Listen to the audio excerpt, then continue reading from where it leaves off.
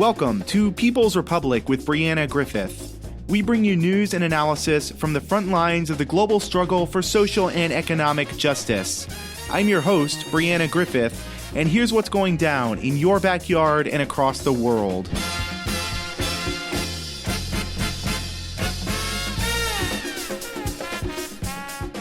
Before we get into some of the news, especially regarding Austin and Texas, as well as some of the protests that have been going on in other parts of the country, as well as Texas, the protests or Trump rallies or whatever you like to call those. We're going to get into all those in a bit, but I'd like to talk briefly about a recent article in the Austin Chronicle.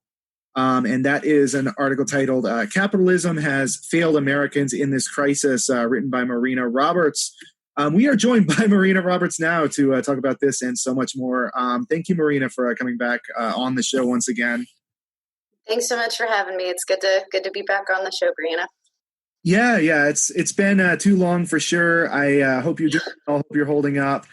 Let's start with basically that kind of main idea of why exactly is this a essentially crisis of capitalism? How did capitalism exactly create the sort of crises that we're looking at today? I think there's a lot of ways to kind of answer that. You can kind of look at just the different spheres of life that Americans kind of move through. You can look at the healthcare system as I think the most obvious example where that our healthcare system has been a for-profit endeavor that exists to make money more than it exists to heal the sick. I think now we're just sort of seeing, we're reaping what we've sown, in sort of setting up that system the way that we have, where I think this crisis of not being able to test people fast enough and seeing the discrepancies between a rich person's ability to access testing and a poor person's ability to access testing, especially a Black person or any people of color. We're seeing connections between like your zip code and your ability to access the healthcare that you need. But this isn't new, right? Like that's always been the case. It's always been the case that if you don't have money, then you have a wait time that lasts as long as you don't have money, and so I think that just sort of like in a crisis like this, where suddenly the need for healthcare has skyrocketed and the rapid rate of infections is something that we're not able to keep up with in terms of testing. We're not able to keep up with in terms of ventilators. Ventilators aren't going to be made rapidly enough because it's not profitable enough to make them, because hospitals have to buy them and hospitals don't have the money that they need. We're seeing crises where the healthcare workers on the front lines of the crisis, nurses and medical techs, don't have the PPE that they need. They're healthcare professionals like nurses in hospitals in New York who literally put garbage bags over themselves to protect themselves from being infected because their workplaces were not providing them with the gear that they needed to lower the rate of transmission of coronavirus. There are just like more ways, I think, than you can count that people are being failed right now, and all of them tie back to capitalism. All of them tie back to, for lack of a better term, pre-existing conditions, basically things that were the case long before this crisis, but right now the crisis is just basically ripping open the seams of all of those cracks in our society, cracks in our systems, and making a lot of these problems a little clearer, which is good, but also much, much worse. And because of that, we're going to see, we've already seen thousands of people die, and we're going to see thousands and possibly millions more in this country alone. It's been framed in this term by, again, Trump, in terms of so many more people would have died if we did nothing, was literally what he said in a press conference a couple weeks ago. I know that's kind of old news at this point, but generally one of the things he was saying was he was comparing the numbers. For instance, if he had done absolutely literally nothing, versus the absolute bare minimum actions that were given. And so basically he was using that sort of benchmark of, well, we could have done nothing.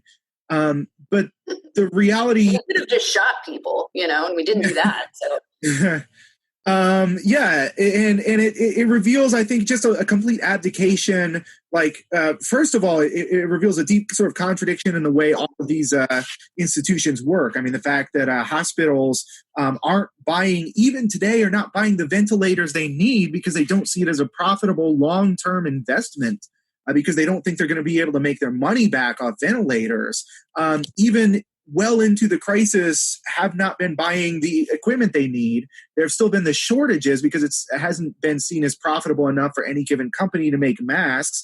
And because we have a president, generally an administration and a government that is so friendly with the major corporations that they haven't stepped in to actually nationalize these factories, even on a temporary basis, in order to make the masks. I find it incredible that somehow the U.S., the entirety of the U.S., is not able to scrounge up a few mask factories. Yeah. I think that question of the ventilators is really interesting because, there really is there are all these really interesting sort of production and supply chain questions. The crisis with toilet paper at the beginning of this, I think was a little contrived because of the fact that people just rushed to stores and acted like it was a hurricane and started stockpiling things. But I think that's also a reflection of the fact that these companies have put so much effort and money and energy into getting the supply chain down to a science where they only produce as much as they need and they know exactly how much that is and they don't make more than that, right? And so with ventilators, there's this other really interesting supply chain question where literally, we need the ventilators, we need face masks, we need these things. And because, multinational corporations have been outsourcing labor to countries where they can pay poverty wages for so long, a lot of the manufacturing just, kind of infrastructure maybe wasn't set up to do that right away. But we saw GE workers just spring into action because they were so mad about the fact that they were making other things that weren't desperately needed. And they were like, no, we need to be making, face masks. We need to be making ventilators. We need to be manufacturing things that are going to be needed in this crisis.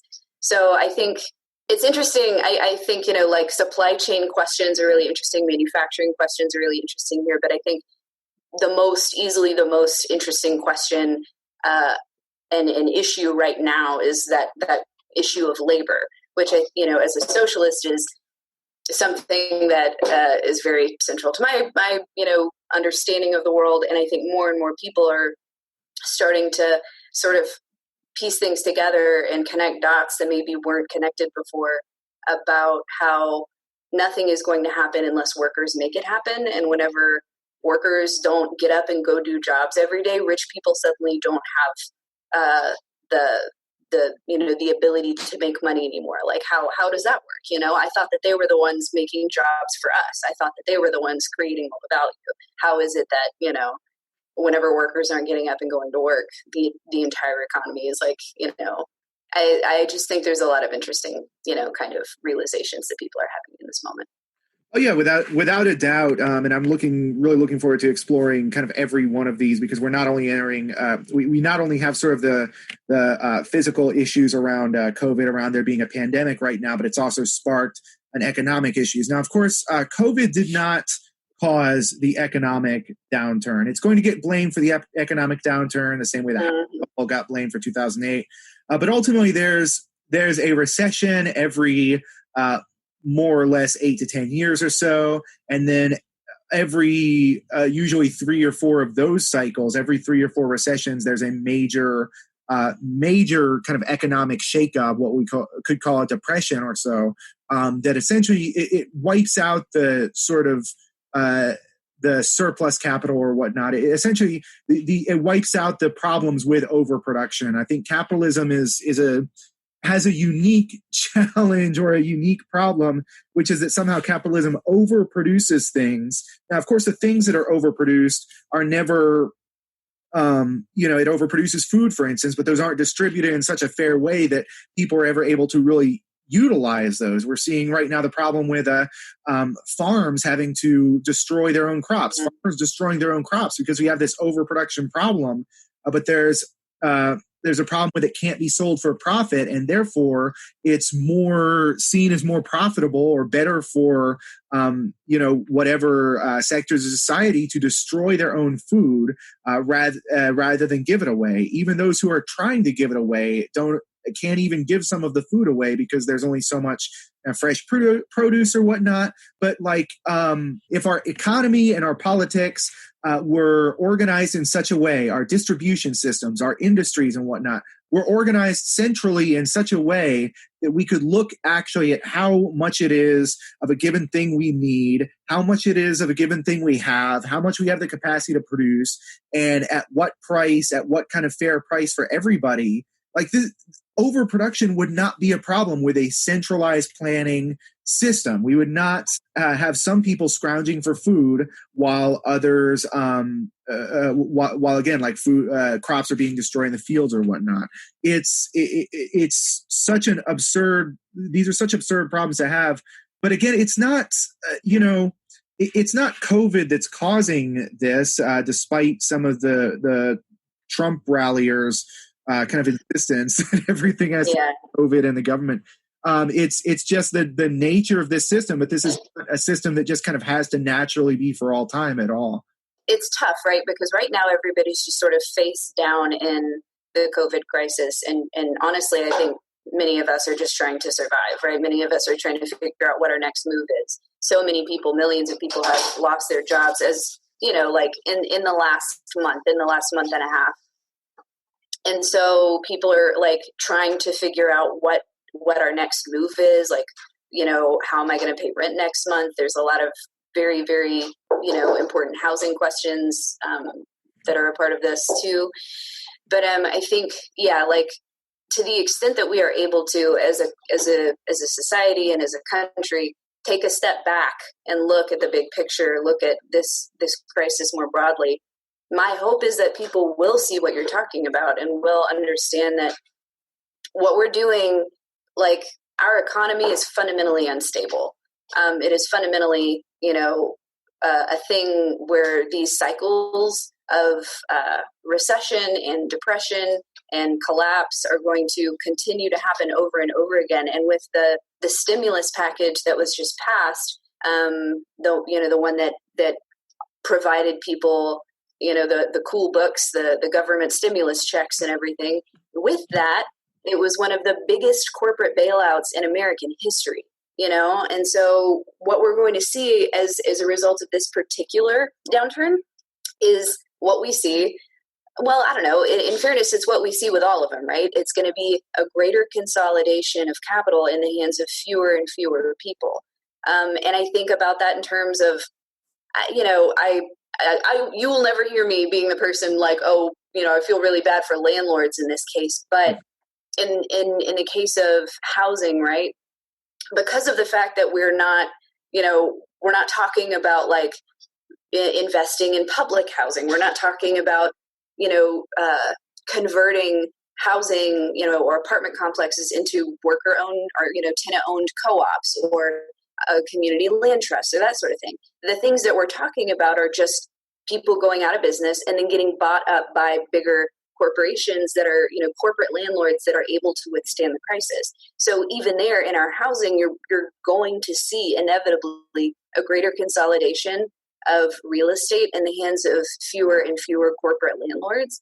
And the only way that we get around that is if tenants have more power, or we massively invest in and expand our public housing stock, and we get that stock up to par so it's actually decent for people to live in. And I think it's just now is the moment, right? Now is the strategic political moment for us to be questioning the way that our housing is run and the way that our workplaces are run and the way that our healthcare system is run. Because if we're not doing that, then all of the problems that existed before now that set the stage for this crisis to be as severe and as catastrophic as it is, those systems and those problems are going to become worse.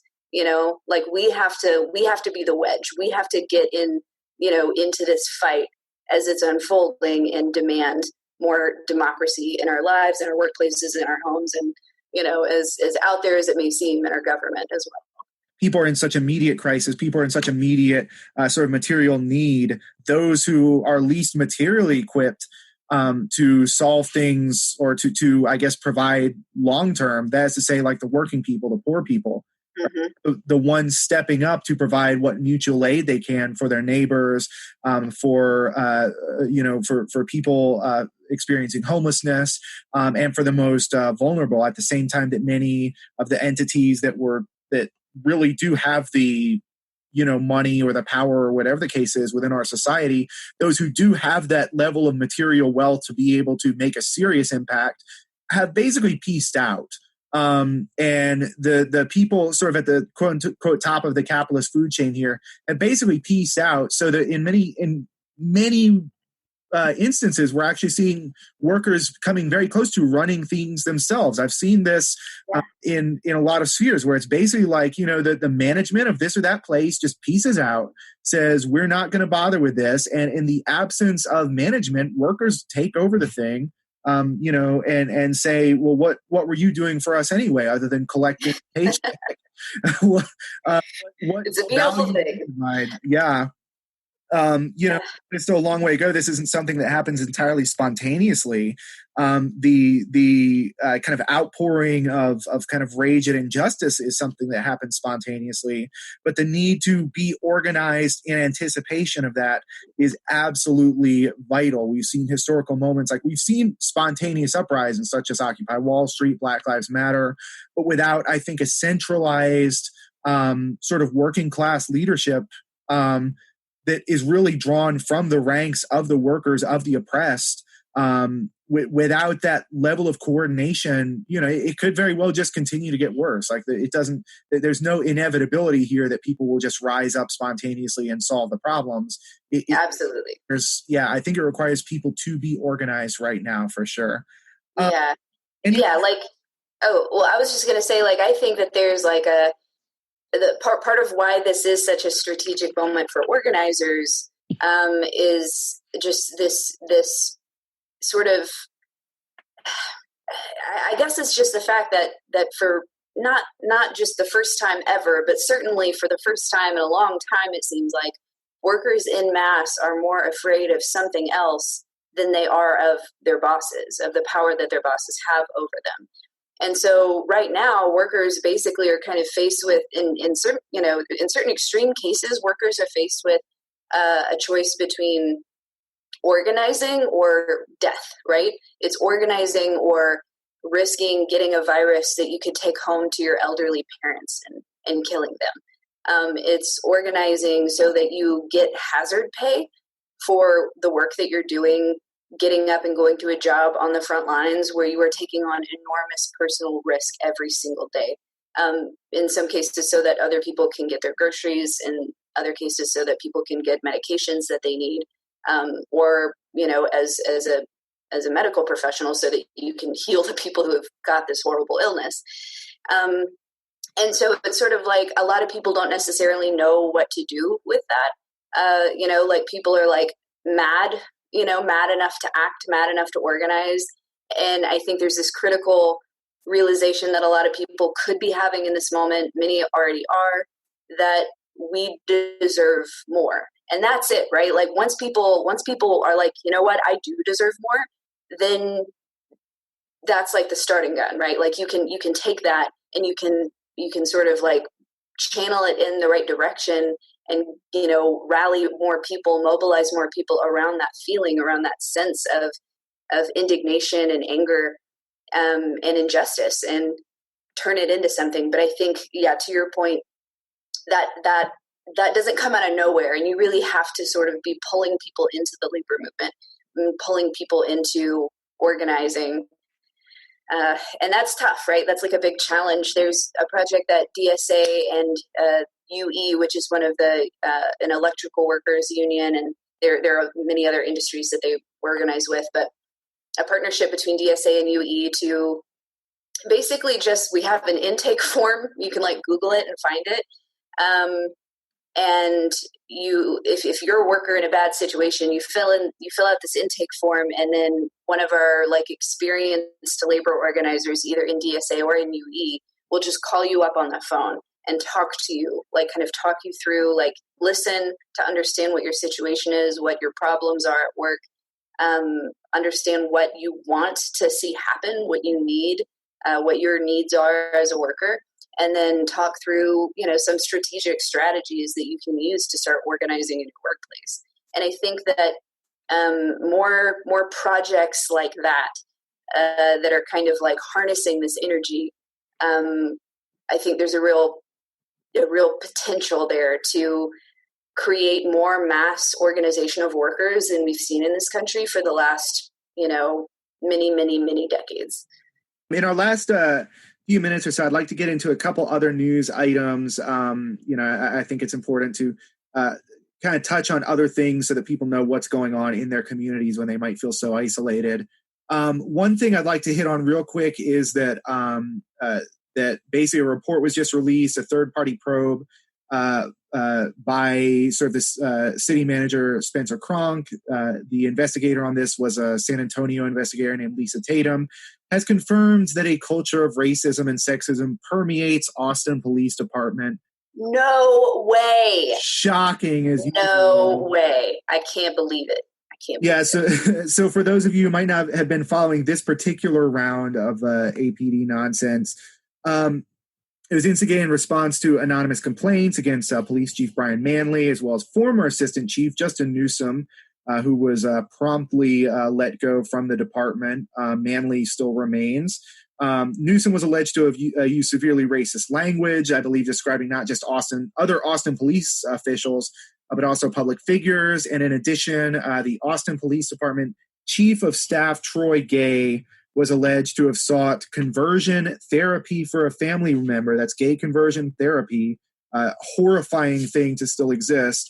But he was doing this with the support, this is the allegation, that he was alleged to be seeking this with the support of Police Chief Brian Manley himself. Manley was confirmed, I don't know, a year or two back at this point, I think it was 2018, confirmed unanimously by city council. They canceled a national search for a new police chief and just said that this is our guy. So it's very reminiscent, I think, of the good old boy system there. And for a city that has such a progressive reputation, this is really the way I see it, a stain on the reputations of everyone within city council and basically everyone who has enabled this kind of behavior. Any sort of thoughts on that, Jenny? Yeah, I mean, it's just tough. It's because what else is there to say, right? I certainly don't have any original thoughts. I have, I believe that this is just a validation of what Black community members have been telling us for a very, very, very long time. People of color in our community, undocumented people in our community, have been, viciously, cruelly treated by by APD, by officers, and I mean, I don't know, something that I think was interesting in that report was that, in the investigation, one of the things that they kind of found was that there was this really, really shocking, not shocking, but just strikingly consistent fear of retaliation among active duty officers. So basically, I think the sense that if you try to speak up, if you don't abide what is happening in your workplace as a police officer, and you want to do something about it, you understand very, very clearly that is not an acceptable thing for you to speak out about, right? That you are going to be retaliated against surely, like with absolute certainty, you're going to face retaliation if if you try to like push back against this kind of racist behavior, antagonism, targeting, and you observe it every day. So, I mean, I don't know. I have no idea what it would be like to be somebody who decided to become a police officer and then took issue with these things. I feel like there's a lot of cognitive dissonance there, but at the end of the day, it's just, if you're one of these people who believes that police can be reformed, I see very little evidence of that being possible whenever you look at reports like this, because they're, like police unions and police departments are structured so that you can't be on the inside and reform them. It just does not seem to be possible. Yeah, we're seeing the limits to the join the system and change it from within. We're seeing the limits to that mentality in a lot of spheres right now, for sure. I'd like to, in our last couple minutes, also talk about the protests or Trump rallies, or what it is you want to call these. These, I would even go so far as to call them fascist or proto-fascist, if we want to be a little more journalistic about it, quote unquote neutral about it. But I mean, basically, the same right-wing forces that we've always seen kind of protest at state capitals, both in Texas and as well as Michigan, have been out in force to protest the governors, basically both the Texas governor and the Michigan governor. I think it's happening in a couple other places as well. And basically, just the idea is to protest this tyranny of government oversight, trying to keep them all dying from coronavirus. I'm wondering if you noticed, if you have any just general analysis of like, why are we seeing this, and I guess who are these people, and what are they? Like, what's going on? I hate to ask such a loaded question, but what are they thinking? Yeah, Lord. Like, I saw a sign from one of these protests that just said social distancing equals communism. And so I think that's, A, hilarious and really funny, but B, is like, that's really truly reflective of what their concern is, right? Like they completely conflate communism and authoritarianism. There's no distinction, for these people there. But it really is just sort of like the idea. I think that really this is a reflection of a very pervasive problem that we have in America right now. That's just this cultural insistence on individual rights, this concept of like individualism being far more important than any other single thing. And so that means that in a situation like this, where we're up against a pandemic and all of us, we all do have a role to play. I just think that kind of breaks people's brains a little bit. So we're going to go ahead and wrap up there. We were joined by Marina Roberts, who's with Austin DSA. Yeah, thank you very much, Marina, for coming back on the show once again. Nice to talk to you again. Thank you so much for having me. And take care. Stay safe. Yeah, you too. You have been listening to People's Republic with Brianna Griffith. People's Republic originates on KOOP 91.7 FM Austin, and we also broadcast on WHIV 102.3 FM New Orleans. We are available as a podcast on Spreaker, Stitcher, Spotify, iTunes, or wherever podcasts are podded. Stay tuned.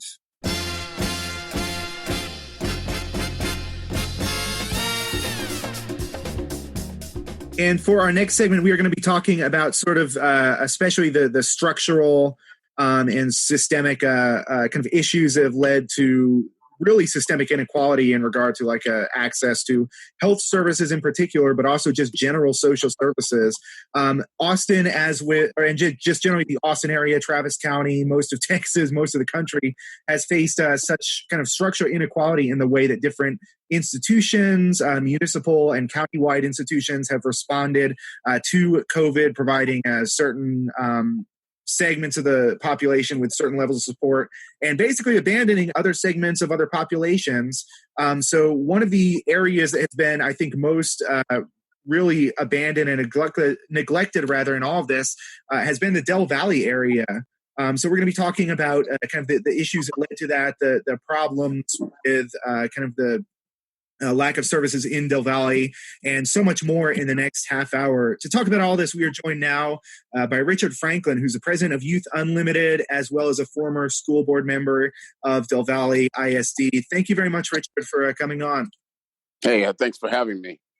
Yeah, it's nice to finally talk to you about this. I know you've been talking about it for a little while.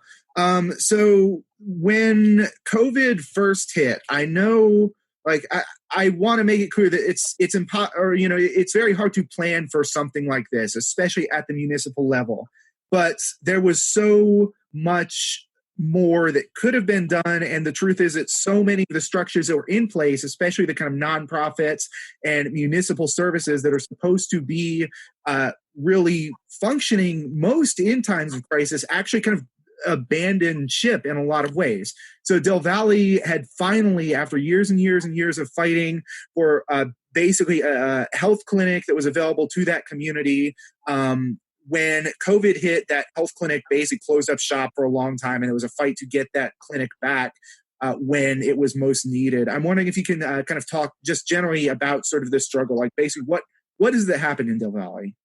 Well, I think this is just bringing a spotlight on the problems that a lot of places in America are seeing in underserved, under-resourced communities. And what happened in Del Valle for the last, I would say, 6 years, we have been going at the Central Health District that was created 14 years ago to bring the services that actually they were created to do in the first place to the area where they were supposedly be providing those services. That's the area of the most underserved, the poor of the community in Central Texas. They were supposed to be providing services, or at least building so services be provided in those areas. That never happened. So about 6 years ago, we literally went to Central Health. I went specifically to Central Health to a board meeting and just called shame on them. I said, I don't understand how it is you were created to provide these services, and you didn't. And fast forwarding to where we are now in this pandemic, in this crisis situation, it suddenly brought a light to the fact that the services that weren't already here, which we finally got them to bring a temporary building out here. 1 month after that building was open, they withdrew even those services and used the excuse, and I do mean the excuse, that they didn't have enough protective equipment for the people who were supposed to be working in that clinic. And the other poor areas in the outlying areas, they had to take those back to the area downtown primarily, where all the services were already being provided. So here was the area that didn't have any services for historically. And we're supposed to be getting the services because that was the most needy areas. And instead of them providing those services, they withdrew them, which then put even more downward pressure on the area where it was needed. And that's what we've been going through. I'm troubled by the fact that we have these conversations over and over again about underserved communities. And then everybody wants to wring their hands. But nobody wants to jump out when it's absolutely necessary, which is now, and will be when this crisis is abated, as it were. No one will go right back to where we were before. We'll still be having the same fights. So they opened up the temporary clinic after we raised so much hell about it being closed immediately, because they went back and looked at the numbers and said, "Oh my God, those people are really going to suffer." Well, those people have always suffered. That's me. We've always suffered this. But then when you looked at the numbers, you realized it was going to be most embarrassing if you had a massive outbreak of death in this area. So that's where we are right now, is having the same conversation over and over again that we had to have, but nobody ever wants to fix the problem if they only want to address it. And that's where we are. What this is revealing is also like sort of a relationship, or kind of a lack thereof, or a one-sided relationship between Del Valle and Austin. The way we always tend to sort of, I guess, speaking from my perspective, I tend to sort of be more focused on these kind of larger city issues, but also that we're not seeing so much the way the city of Austin really kind of creates these situations in some ways through the gentrification, through the complete lack of rent control that happens both at the city and state level, that force people essentially out of these kind of cores where all the jobs are. So it's like if you want to kind of live, or if you do happen to live somewhere in Texas, you need to live somewhere where a job is. And so Austin has, kind of more of the jobs we're talking about in kind of normal times. But then the rent spikes so much there that the people who are forced to do those jobs or the people who do the jobs in the service industry here get forced kind of farther and farther outside of the city. Then there's the additional problem, of course, of when we're talking about gentrification, it's also influx of kind of more affluent or more materially comfortable white people in one way or another, kind of forcing out the traditional Black communities of Austin. We're obviously seeing that a lot. And so the population, I think, of a lot of these outlying communities sort of swells with the people who can no longer afford to be in Austin, who can't make their rent on these kind of menial service industry jobs that don't pay enough, that we're now finding out are the only thing keeping society together. And so Austin, I think, forces out so many people from the city just due to the, again, like spiking rent and no sort of rent control and no wage increases whatsoever. And so then these communities outside of Austin swell with people. From my understanding, correct me if I'm wrong here, but the city of Austin, I know at least Travis County continues to collect taxes from Del Valle, but none of those social services are then provided. So it becomes almost, in a way, kind of a community of refugees, of people who are kind of forced out of this economic community of kind of the greater Austin area. Well, it's all interconnected. The problem we have is we wind up being the body that everybody sucks from. I mean, they use the numbers in Travis County because a great many of the people who supposedly live in Del Valle School District, 50% of those people are city of Austin residents. But we're also in the extraterrestrial jurisdiction, the ETJ, of Austin. And these numbers can be used for them to go out and get money to help us, quote unquote, to help us. But that money never gets to the ETJ people. That infrastructure is never provided. So the people who work in these areas, and I'm talking about the outlying areas, we are literally 9 miles from the state capitol, where I am. But we are 3 miles from the city of Austin city limits. So we're in the ETJ. We have no control over what's done at City Hall, but they have a say over what happens to us. By the way, they also have the city council puts people on the central health board. They get picked people to their on the board. They get the people pick people for that. So they have control of that. Everybody that lives in this, well, not everybody, but a great many of the people who live here are the people who do the services for the people who live in the city of Austin. They can't afford to live, and that's what's happening now. In fact, my son's girlfriend just came back in. She's staying here. She's in college. She's staying here over this time frame. But she works at HEB.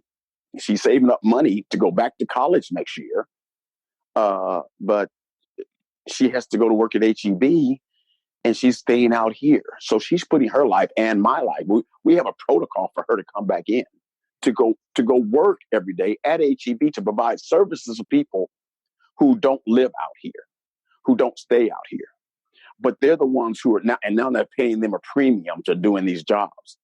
It is a twofold hit to be living in areas that don't have the infrastructure to create their own jobs. That's where we are right now. We can't even build a business out here because there's no infrastructure to do so. So we can't work in our own neighborhoods. We can't. And if we did have the infrastructure, we couldn't borrow the money from the bank. I've done that myself. Gone into the bank and said, we're seriously in a red line issue right now. We're red lined for money. So we can't start our own businesses. We can't work in our own neighborhoods. So the few businesses we do have out here are primarily self-financed. So then you find out that the people who own these businesses don't even live in these neighborhoods. They live somewhere else. They're making money from us, then take the money out of the neighborhood. they don't have any allegiance to what happens in this community. And then the people who live in these neighborhoods then have to work in the city proper, because of where the jobs are, especially service jobs. They have to get on the road every morning.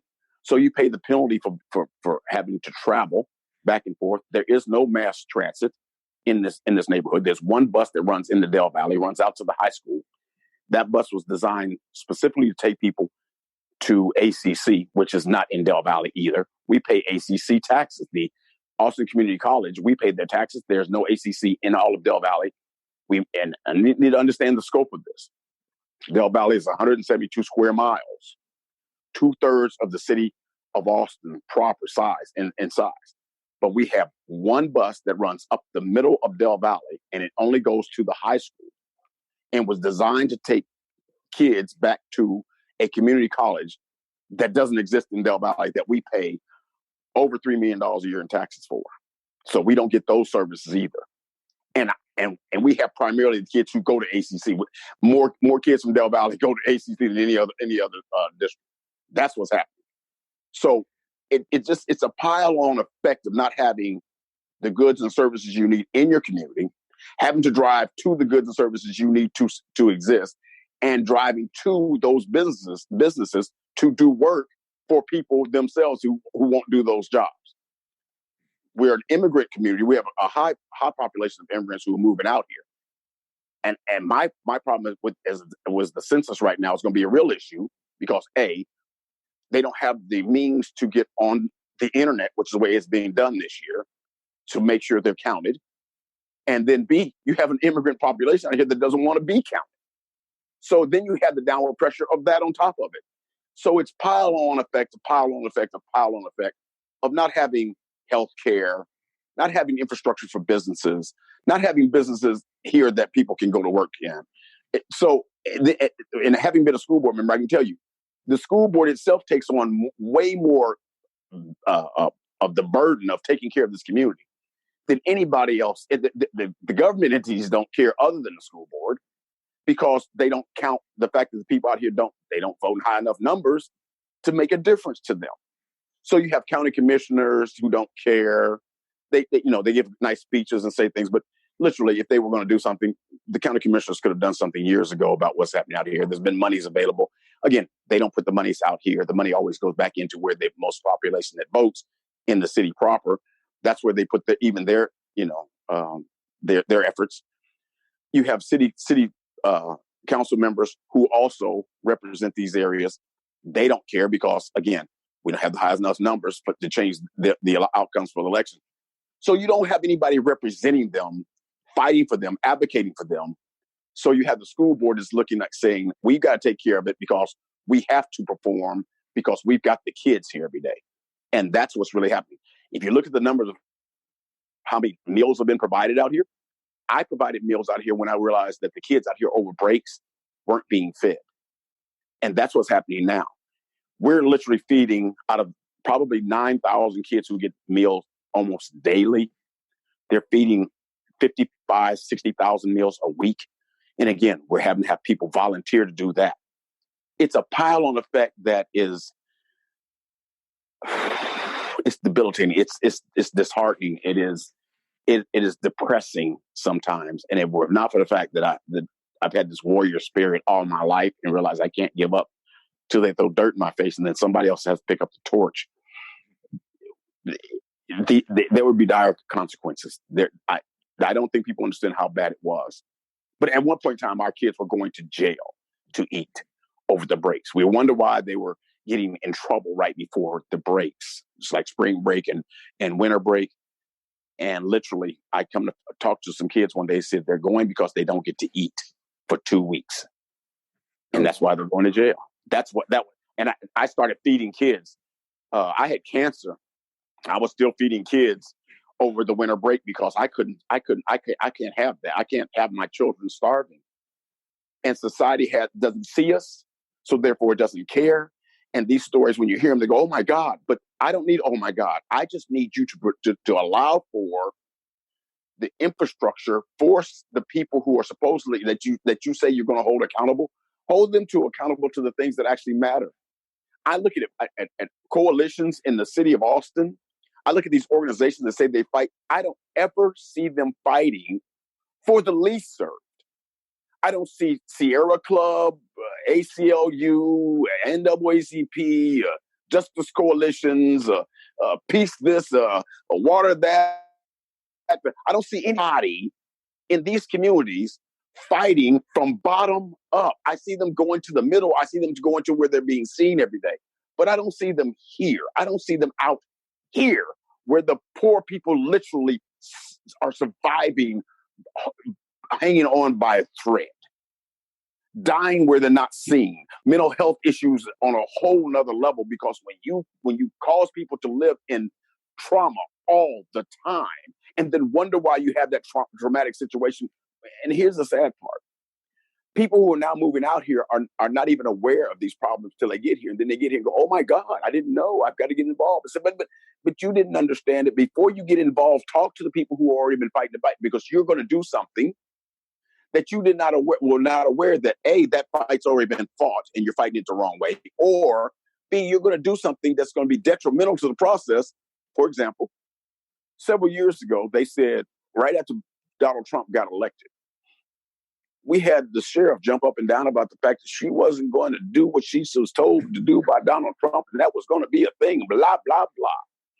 And then you had city council members go, oh, we're going to support that, and we're going to make sure. And I said, all of you people have no idea how damaging what you just did was, because now they're going to war with you, and we're the pawns in the game, and we're the sacrificial pawns in the game.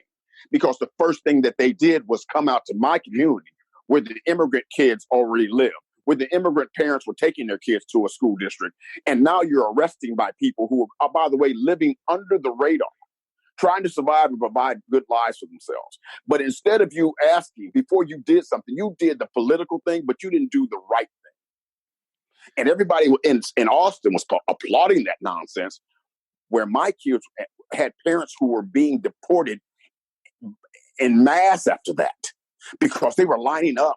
They couldn't drop their kids off at school. And the population went down in the school district because kids couldn't go to school because their parents couldn't pick them up because, by the way, we don't have that much transportation out here. You didn't see what you were doing. You just did something. You just did something that made you feel good. And that's the issue at the end of the day. You didn't talk to the people who were actually doing the work. You just did something.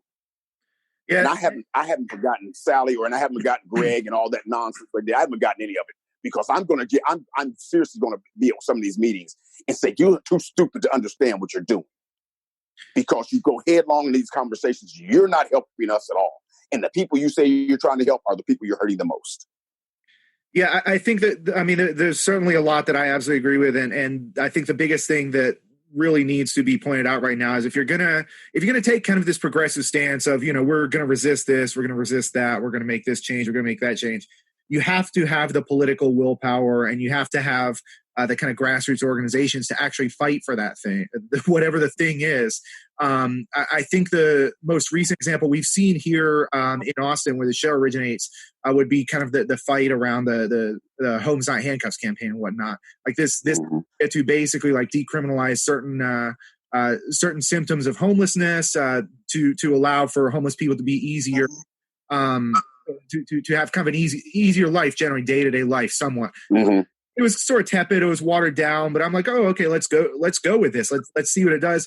And ultimately, though, city council wound up not really having the political willpower to go up either against the governor or to really even go up against their own police department. APD basically saying at various points that they were going to keep arresting people for this and that. And the other kind of thing is like the decriminalization of marijuana. APD basically saying that they were going to continue arresting people for minor offense around weed. If you just pass an ordinance and you don't change any of the underlying social conditions there, it doesn't, to some degree, it doesn't matter what the ordinance says. If you're not really have that kind of people's power to make sure that thing gets carried through. And with a lot of city council, they really a lot of city council wasn't interested in really tackling the problems that homeless people face anyway.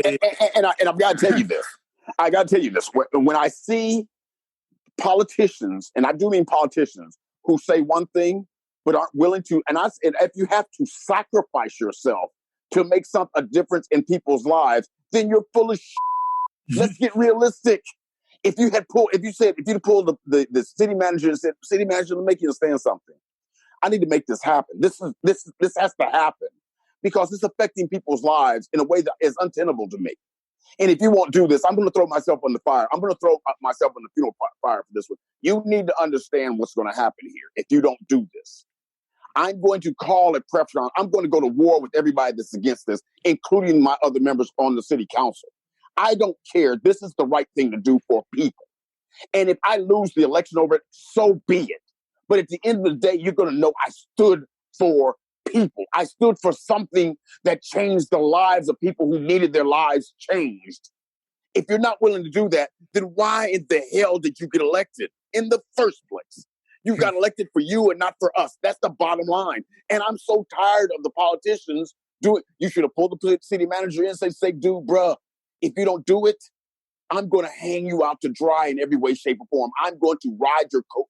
Every time you see something, do something, I'm going to be in your behind this. That's the way you do it. You get it done. You find a way to make it happen. But instead, I find people who say, I don't have the political will. What you're saying is you don't have the will to not get reelected. Uh-huh. You must have the will to not get reelected to get something done, because getting something, the way it's set up right now, is power stays in power by making sure that those who are not in power never get any power, never get an opportunity to live a great life. They must always struggle so that power can maintain its position. You've got to change that narrative. If you don't change the narrative, you're not changing anything. And why do you exist if that's the case? Why do you exist in your position? And I don't care where it is, whether it be a school board member, or whether they said, well, you went to school board and said something crazy to the superintendent. You damn right I did.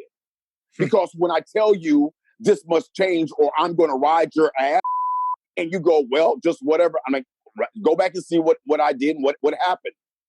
I got rid of school board members. I got rid of the superintendent and assistant superintendent because they were killing this community. They were killing the kids. And if you're not willing to go after them with whatever it takes, do whatever it takes to change the circumstances, then you are full of shit too. And you must be removed from us. Go back to doing what you were doing before you said you were running for office for the people. And that goes for everybody, from the president to the lowest precinct chair. That's what we've got to do. If we're not willing to do that, then why are you elected?